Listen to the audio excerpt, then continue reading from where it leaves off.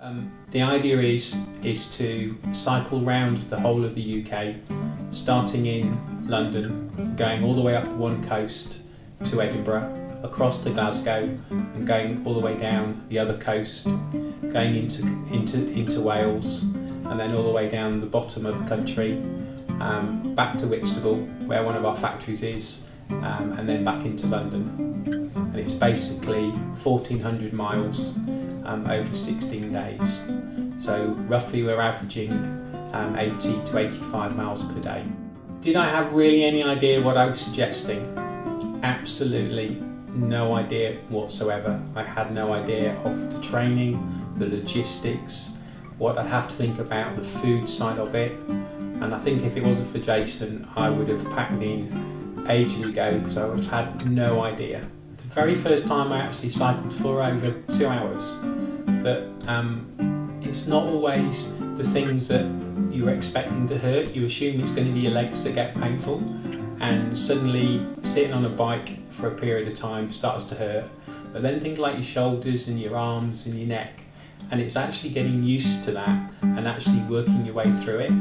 And what I found the very first time that I did it, there was no fun in it at all.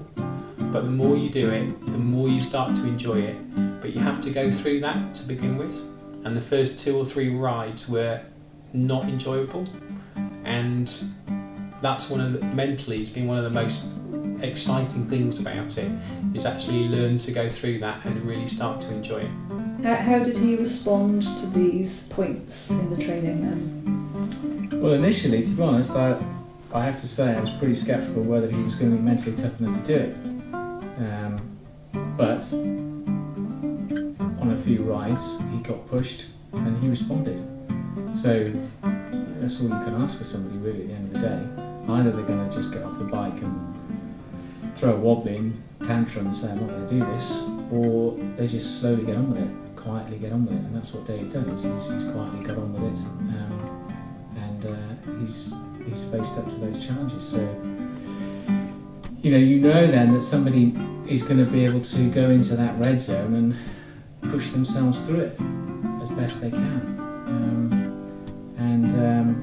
I'd say the only way you can really test that is to expose them to those moments where that mental side, the character, whatever you want to call it, grit, comes out or it doesn't come out.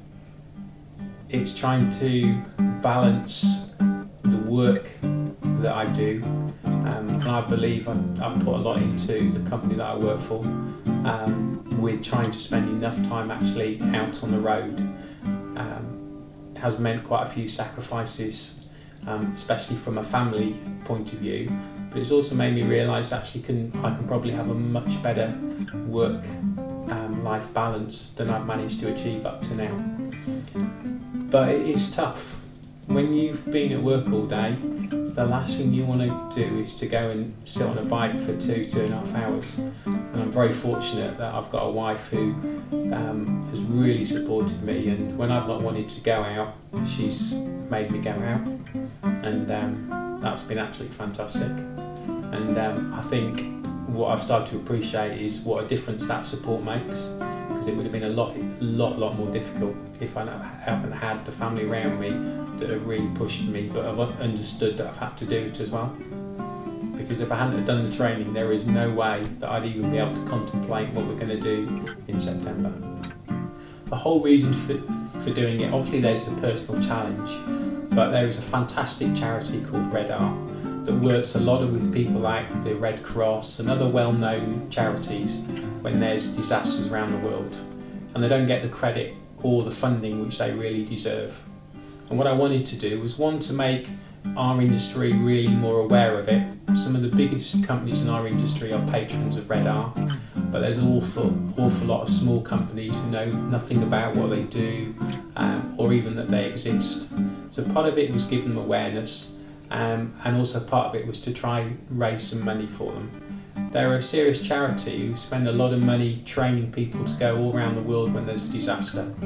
So any disaster that goes on, within 24, 48 hours, there is somebody from RedR there helping out with the security, looking at the water supplies, looking at the infrastructure, training people out by these disasters so they can leave a legacy behind for that country. And I think it's absolutely fantastic they do that. And if I can do something to raise money but also make people aware of it, I'll be a very happy man by the time we're finished.